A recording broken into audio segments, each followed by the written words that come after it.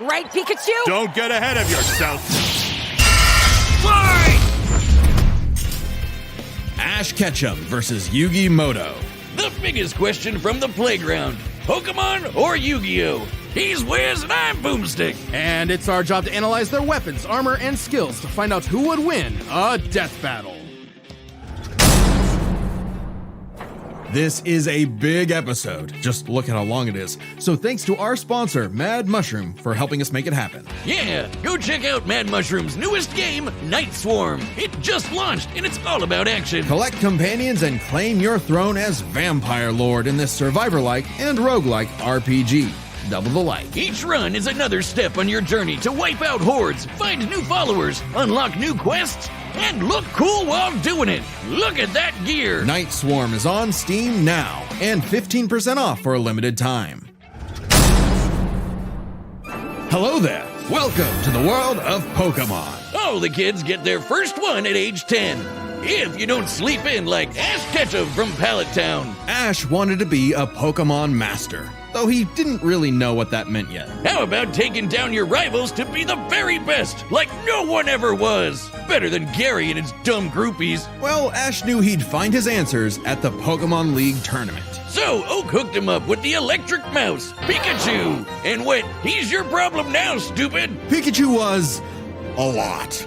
The new duo had a rocky start, but after an intense first day together, the rest, as they say, is history. 25 seasons, over 1,200 episodes, and the cornerstone of 2000s culture. Ash spent decades as a 10-year-old on the great Pokemaniac journey. We should note we are prioritizing the anime that Ash is from, which often differs from the original games that inspired it. Ash is equipped with tons of Pokeballs and an all-knowing Pokedex. That's also a Pokemon. But in a fight, Ash usually chooses Pikachu. Give the yellow red enough voltage and you'll regret it. Even ground types that would be immune to electric attacks in the games can't stop what this Pikachu dishes out. Yet somehow Ash is just fine after repeatedly getting zapped by this same electricity. Over time, Pikachu learned Volt Tackle, Electro Web, Electro Ball, and Pikachu, use Thunderbolt! The perfect attack for OHKOing flamboyant thieves and air balloons. Looks like they're blasting off again. So clearly the anime doesn't follow the game rules. Like when Pikachu shot himself with his own thunder while on Swellow, who, you know, is vulnerable to lightning. But somehow they used thunder as a super armor. He even learned how to deflect attacks by just spinning really fast. Whee! Speaking of fast, Pikachu has intercepted lightning, but Quick Attack increases that speed even more. And his Iron Tail really pairs well with Ash's offensive style. The guy plays crazy, opting for big damage over stalling. Ash's style is so unusual that when a robot scanned his tactics, it exploded. As the great philosophers put it, if it works, is it still stupid? Ash and Pikachu's bond is magnetic and brought them new allies. Misty, Brock, Serena, just to name a few. Underneath the stubbornness and crispy bikes, they are loyal friends. Just like Ash's Pokemon. They're not just collecting dust in a shiny hunting box. Ash's League ID won't let him carry more than 6 at a time, but if he needs them, they'll all come running. Water types like Squirtle and Lapras are key in seafaring fights, and Ash can combine their water attacks with Glalie Ice Beam. One time, his Weasel got frozen while using Aqua Jet, which is fine. Now he's using Ice Aqua Battering Ram. Grass types like Bulbasaur and Torterra induce status effects and heal with Synthesis. But Sceptile's a menace. Yeah, so you got a big, scary Darkrai. Eat this Leaf Blade, Smeargle victim! Or that's what I would say if Tobias did an action replay of frickin' Latios. Give my man a win, 4Kids. Well, 4Kids just did the localization. They didn't write the show. They just get me heated. Almost as much as Infernape's Flare Blitz. Then I'll set my Inferno to overdrive, get my revenge, and Incineroar. Ash had a fiery passion for reaching the top ASAP, but Charizard wasn't on board. Pursuing pride over packs, Ash lost the Viridian Force for the trees and fumbled the Indigo League. Harsh lesson, but one he needed. Ash started bonding with Pokemon at a deeper level, and that friendship motivated them to dodge light speed moves like Solar Beam and Psybeam. Charizard came around too. He's the last one you want to see on the field. Even if you have a Blastoise like Gary, Ash will call for the most unexpected signature move. Seismic Toss! The people's elbow of Pokemon. Charizard's so strong his flamethrower melts boulders. The Pokemon world is wild. Ash's Pokedex spells it out. Vanillix causes blizzards. Magikarp leaps over mountains and into space. Dusknoir pulls souls into the spirit world. Oh, and Pikachu cleared a storm as wide as an island. Gotta catch 'em all. Surfetch, Butterfree, Heracross, Scraggy, Lycanroc, Palpitoad, Torkoal, Snivy. With new regions, soar new flying types like Pidgeot. On land, Ash has physical offense like Melmetal and Crocodile, and Gibble will drop Draco Meteors on anyone, but mainly Piplup. You want physical? Look at Ash. This twerp somehow carried around a Cosmoem, which canonically weighs over a ton. Oh, and this huge log that's basically a whole tree? He chucked it like it was nothing. Ash can choose his own hands if he wants, and he does a lot. Maybe his secret is watching the Minnesota Vikings. Resilience is the bare minimum to HMO1 cut it in the tall grass. Humans and Pokemon must protect and enrich each other's lives. Like Mimey, the Mr. Mime back home who mind boggles you with Reflect, Light Screen, and Psychic. Yep, that Mr. Mime, the stepdad who Ash caught in a Pokeball and brought home. Oh, so that's how it works. Ash figured out new ways to bond with his pals with Aura. It's a life force that interacts with souls and links Ash with Lucario. This Jackal excels at CQC and shoots steel beams and aura spheres. And with Mega Evolution, Lucario's power surges enough to defeat champion Cynthia's Garchomp. A Mega would have been handy at the Safari Zone when Ash accidentally caught 30 Tauros. And he keeps hugging them. Ash, they're bulls. Ash genuinely loves his little guys, but boy does it suck to see him lose the Pokemon League over and over again. Kid, just turn the hat backwards and lock in. Ash's strength is not in battle theory, but his nurtured bonds. He knows Pokemon feelings better than anyone. With Greninja, Ash learned to synchronize their senses and movements, transforming him into Ash Greninja. It comes with a huge power increase, but there's a catch. Ash shares Greninja's pain. A small price to pay for the ultimate water shuriken. Ash Greninja ran the ones with Champion Diantha's Mega Gardevoir. And just a normal Gardevoir can conjure black holes. Ash's Pokemon and teamwork get along like rice balls and jelly-filled donuts. They saved the world from Lysander, who tried to kill all life. They fought the giants, the Reggie kind, not the New York ones, who halted Reggie Gigas, who can tow entire regions. Ash's team battled Steven Stone and Alon, who fought the terraforming primal forms of Groudon and Kyogre. Don't get me started on Alon. Ash did everything right, but no, Greninja still lost to his Charizard after only getting hit 3 times. How does Blast Burn beat Water Shuriken? Get your type charts right, 4Kids. Boomstick, 4Kids weren't even around anymore when this aired. Regardless, after his loss at Kalos, Ash traveled to Alola and beyond to train. And thanks to some really delicious soup, his new Gengar Gigantamaxed. Kaiju Gengar! He haunts foes with G-Max Terror, or even swallows them up. I bet it smells nasty in there. Ash and Pikachu also scored a buff with their Z move. All they need is a power ring, some JoJo poses, and Thunderbolt will evolve into 10 million volt Thunderbolt! This Rainbow Lightning is their ace. You see this coming? You're cooked. Absorb electricity? Cooked. Fused with an Ultra Beast? Cooked. Ash journeyed so much that monsters from another dimension are nothing to him. Naganadel is a poisonous sniper, and Solgaleo is basically the sun god, a legendary Pokemon whose Sunsteel Strike lights up the universe. Ash got a god in his bag for just being a nice dude. Smell you later, Gary. In fact, when Ash and friends band together, they can halt Dialga's Roar of Time. And Dialga literally controls the concept of time. Is there a legendary Pokemon he hasn't befriended? But it all started with Pikachu, so it was gonna end with Pikachu. In the Tournament of Champions, and Alon, Ash faced the #1 trainer. Finally, after 3,000 years, we're free! 4Kids, let my boy win! Yes! Sure. Ash did his best, and he had no regrets. Now free to hand over his torch to new bright-eyed trainers. Ash realized that, to him, a Pokemon Master was someone who was friends with every Pokemon. So he and Pikachu threw a stick in the air and walked the way it landed, because in the world of Pokemon, the journey continues.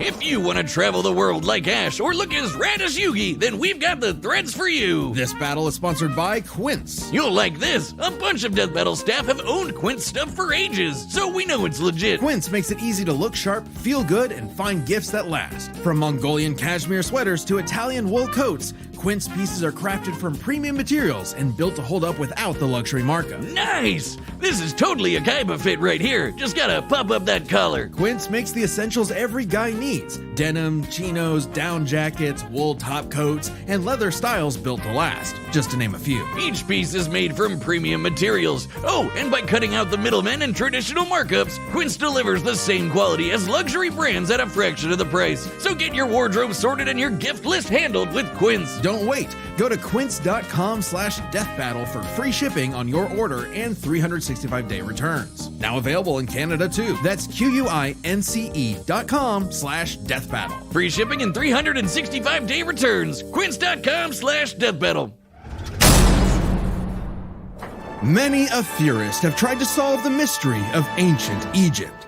What was the secret to such a glorious civilization? Time travel? The divine hand? Aliens? Nah, they were gamers. Egyptians played games with sorcery. These magical ceremonies punished dark hearts with swift death. The Shadow Game. No, Wiz. They were banished to the Shadow Realm. Wink. Sadly, the way of the Shadow Games was lost across time and the pieces of the Millennium Puzzle. It's said the one who solves the puzzle would pass judgment on evil. And in the modern day, Yugi Muto reassembled it and wished for a friend. Yu-Gi-Oh! Turn that jam up! Yugi was a shy kid that helped run his grandpop's game shop. But little did he know that completing the puzzle would link his spirit to an ancient pharaoh. Yami, always willing to lend Yugi a hand and always on demon time while doing so. He's anime Jigsaw. Yami wants to play a shadow game. Whether it's griddle air hockey, Mario Party with chloroform, or the game that would take his world and ours by storm, Duel Monsters. It's a summoner's war. Time to send monsters to the graveyard and take your foe down to 0 life points. When Yugi's grandpa was kidnapped by the deranged CEO, Seto Kaiba, Yugi knew it was time to knock him down the only way he knows how. Playing a children's card game. And for his L, Kaiba was given a penalty game. Lose or cheat against Yami at your own peril. With the puzzle, Yami can punish you in some seriously messed up ways. Illusions of being set on fire, swapping your soul, or the infamous Mind Crush. The Millennium Puzzle does far more than force hallucinations. It brings monsters to reality, forms barriers, manipulates probability, and seals away spirits. You can't buy this. It and 6 other Millennium items are juiced up by ghosts. Despite Yami's retribution, Yugi wasn't aware of this darker half. Yami had amnesia, so he didn't know himself either. But after a run-in with enemy Millennium Ring user Dark Bakura and some seriously hardcore LARPing, Yugi and Yami learned each other's shtick and made the dynamic duo. With friends Taya, Tristan, and their left leg Joey, Yugi and Yami were ready for anything. Because Yugi had a great early deck. Monsters for offense, spells for effects, and traps for setups. Oh, and there they go. Okay, if Yugi's deck is so good, why isn't it the meta? Put me in, coach. Face my 2,000 card deck. Don't be too quick to judge. Yugi's a very clever strategist. His style works best at maximizing the use of so-called terrible cards. Yeah, cool story, Wiz. But what's he gonna do about the 3 blue eyes Kaiba's got aiming at his dome? Simple. Summon the monster card Karibo and have it multiply. With a 1,000 strong meat shield, a dragon's breath is a gentle breeze. Well, okay. Didn't know Yugi had that dog in him, but I'm about brute force. Buster Blader and Celtic Guardian are sick, nasty swordsmen. Summon Skull shoots bolts of lightning, and the giant soldier of stone can destroy moons. Time Wizard's better. It's a living clock that fast forwards or rewinds a local area of time, turning monsters to infants or wizards into wise sages. Speaking of wizardry, you can't have a Yugi deck without his right hand, Dark Magician, and his apprentice, Dark Magician Girl. Both are masters of dark magic, and Yugi often pairs them with the damage redirecting magic cylinder. Now that's thinking with portals. There's support monsters too. Catapult Turtle is a bot with a cannon that literally launches other monsters. And when Yugi comboed it with Gaia and Swords of Revealing Light, which immobilizes monsters, they brought down an entire fortress. Wait, that's not how the card game works. Is he cheating? Well, we're prioritizing the manga and anime over anything else, which can differ from the real-world card game. Yugi also has tons of spell cards. Monster Reborn resurrects a fallen friend. Turn Jump is a time skip. And Pot of Greed lets Yugi draw 2 more cards, like Pot of Greed, which lets him draw 2 more cards, like... If things get dicey, he has more trap cards to level the field, like Dimension Sphinx, which reflects damage directly back at the opponent's life points. And if his monsters and life points get wiped, he can just press Ctrl-Z with Mirage Ruler to get them all back. Pair these cards with Yugi and Yami's teamwork, and nothing could stand in their way. Not even the game's own creator, Pegasus. Get this, Pegasus can read minds. So in their duel, Yugi and Yami kept swapping souls Freaky Friday style, trusting each other to pick up on the strategies they left behind. And the mind reader was stumped. Yeah, they cheated. No, Pegasus was reading their minds. Regardless, Yugi and Yami are an excellent dueling pair. Yami trusts Yugi to improve on his plans, while Yugi expects Yami to be his bolder half. They're not just smart. These card-slinging geeks are somehow expected to be fit enough to dodge lasers, resist getting their souls ripped out, and survive attacks from duel monsters. Even the most common duel monster can cause tsunamis, rain down meteors, and wreck cities. And all of this power culminated in Battle City, hosted by Kaiba Corp. Because Kaiba really wanted that salty runback against his rival. Salt only surpassed by Yami's biggest hater, Merrick, who wanted the 3 Egyptian god cards to take him out. These cards were Slifer, the Electric Dragon, Roth, the God Phoenix, and Obelix, who strikes with the power of infinity. This was a different ball game altogether, but Yugi was starting to stand on his own 2 feet. So Yami and Yugi kept dueling on in a battle city that never wants to end. Or stop bullying Joey. But to claim the Egyptian gods, Yugi and Yami had to face them in duels, pulling off some ridiculously high IQ plays. When battling Slifer, they used a handful of weak cards to create an infinite combo of attacks that went past the gods' limits. And later, Yugi combined Dark Magician and Dark Magician Girl's magic into Black Burning magic, promptly defeating Ra. This ain't new for the magicians. In the movie Bonds Beyond Time, they did something similar against Paradox. It's kinda crazy that together, the magicians can defeat the 10-star gods, which are way stronger than mid-tier monsters that are 5 to 9 stars. Mid-tier cards aren't pushovers. Darkhold Dragon is a sentient black hole, planet alignment moves solar systems, and Jaden's Glow Neos destroyed a relativity field that spawned an entire universe. But at the top would be the great evil god Zork, who showed up to plunge existence into the realm of darkness. It was time for Yugi to finish the puzzle of who Yami really is. If the monsters weren't real before, they sure were now. Everyone has soul energy, Ba, which manifests as Ka, or a spirit. When used in tandem with the bonds of his cards, Yugi can will duel monsters into reality, even drawing anyone he wishes by believing in the heart of the cards. I knew it! He's been cheating all this time! He doesn't just make up rules, he's stacking his deck! Not at all. For Yugi, drawing the card he needs isn't just luck, it's an actual skill that he developed. It's even expanded in following series like GX and 5Ds. Okay, well, I'd be the king of games too if I could just decide I have a royal flush every round. Whatever. Yami rediscovered his Egyptian past, his multiple lifelong bonds, and his real name, Atem.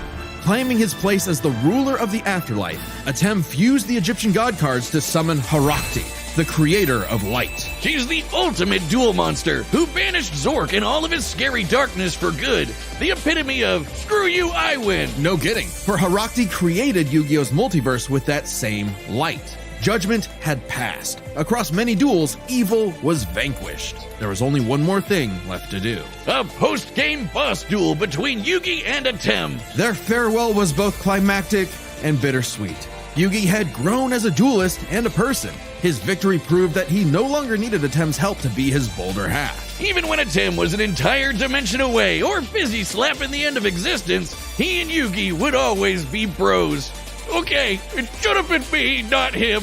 I'm sorry I called you a cheater. I was jealous. You're so cool. Yugi moved on to a career in game design and passed the torch to future duelists. He would be remembered as the greatest duelist there ever was. Except to Kaiba, who tried to ascend to the afterlife to rematch Atem. Goes to show you that money can't buy you happiness, but it sure can buy you a sweet rocket ship. There will always be another story, another duel, another game.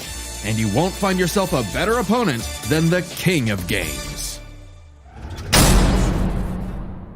The Battle of the Millennium is about to start, but we wouldn't be able to make it happen without some help from our friends at Raycon. That's right, this message is sponsored by Raycon. If you're looking for a holiday gift, Raycon's essential open earbuds should be at the top of your list. Regular earbuds block out everything, but these beauties sit so perfectly in the ear you get both real clear sound and also what's happening around you. Exactly what I need when I'm out lawnmower racing, or bike riding, jogging, whatever normal people do. We're happy that Raycon is a longtime sponsor of our show, and for good reason. They have over 3 million customers who are getting premium sound quality for half the price. And if you don't like your earbuds, they have a 30-day guarantee, so there's practically no risk. They're lightweight, last up to 8 hours on one charge, and with multi-point connection, I can wirelessly hook them up to multiple devices. So they're super handy. The essential open earbuds are here for the holiday season, and they're selling fast. Raycon audio products are up to 20% off this holiday season. Just click the link in the description or go to buyraycon.com/deathbattleopen to save on Raycon audio products site-wide.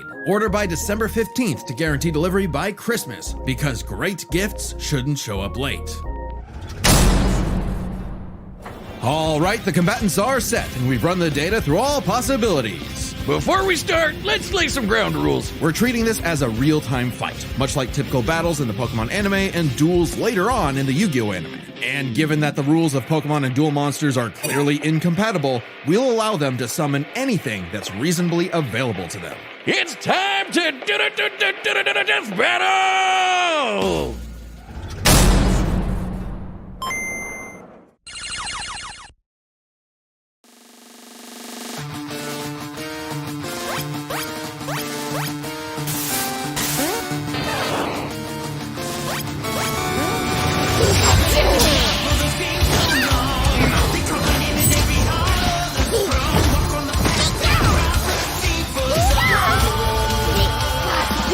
Pikachu?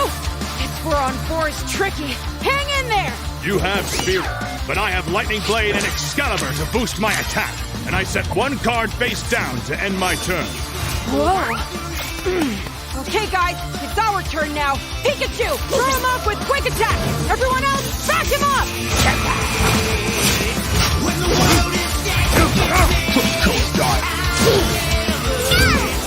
Great job!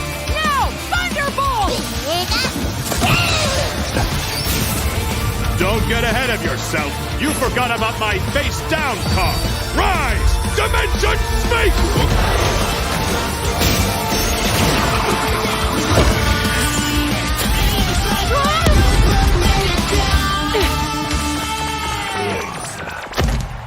Oh, I get it.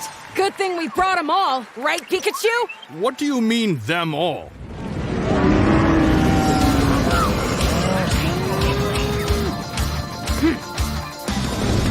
Charizard! I choose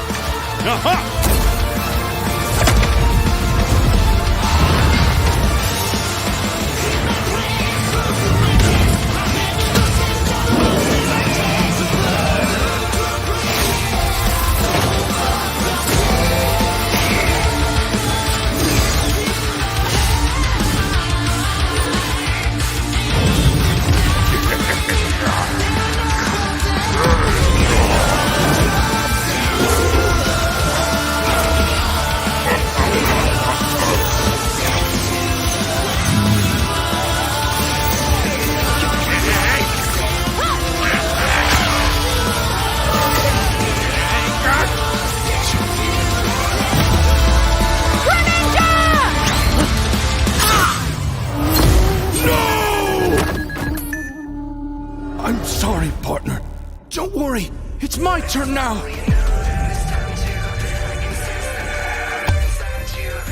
I just need to believe in the heart of the cards!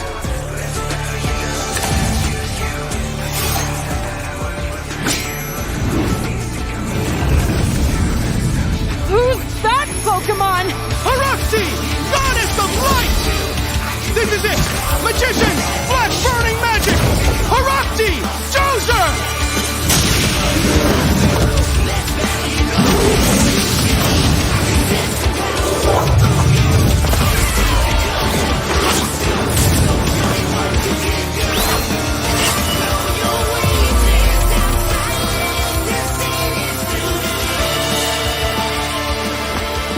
Pikachu, let's finish this. Together!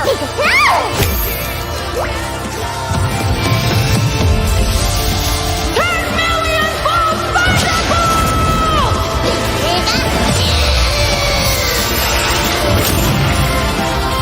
You activated my trap card! Magic Cylinder! With it, I'll send your Thunderbolt back to attack your life points directly!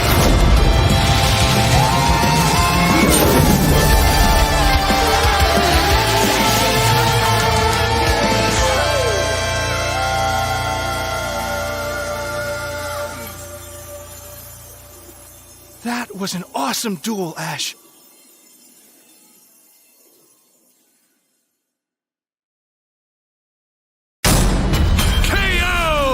Oh, my childhood! Whiz, quick! I need your tears! We can save him! There's a lot to this, so let's break it down by experience, strategy, and monsters. Starting with experience. Both Ash and Yugi have risen to the top, beating the best of the best, and traveled all over the world. But Ash traveled more, was in more tourneys, and saved the world way more often. And despite what people say, he wins a lot. Even Atem's stint as the Pharaoh doesn't tip the scale, since he wasn't in charge for very long.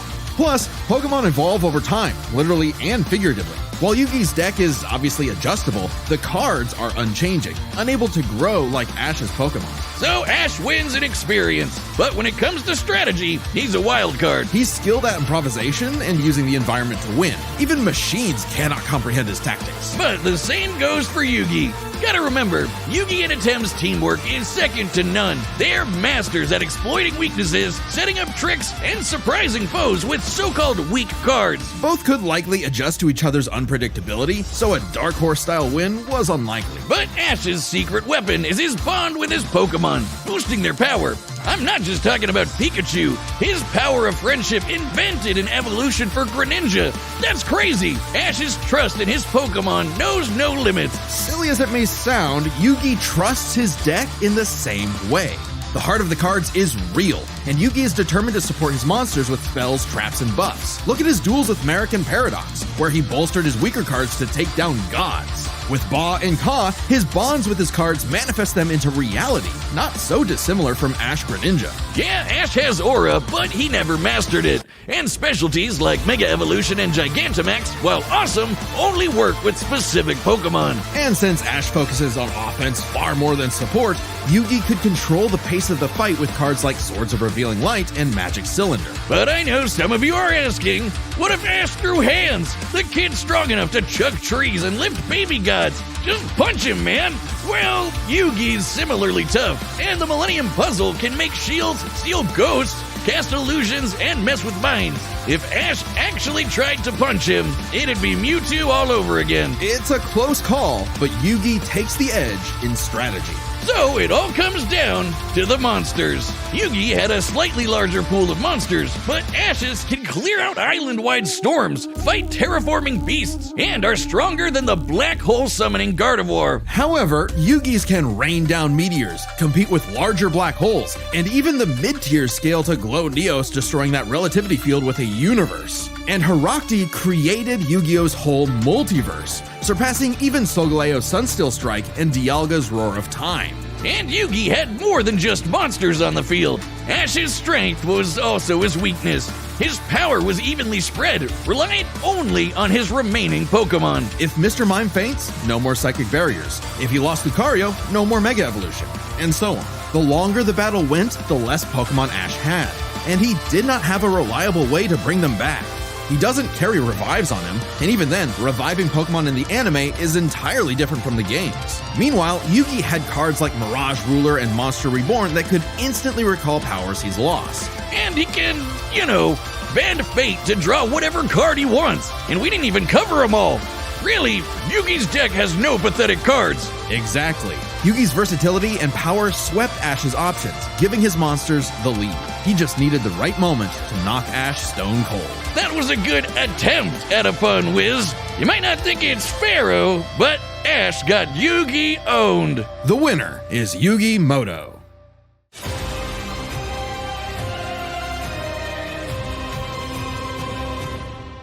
Death Battle will be back in 2026, but right now you can check out our brand new channel. It's called Nightly Brew, and we're playing Dungeons and Dragons, Blood on the Clock Tower, and other games that'll probably blow up in our face. So check it out right now, and make sure to subscribe. Thanks.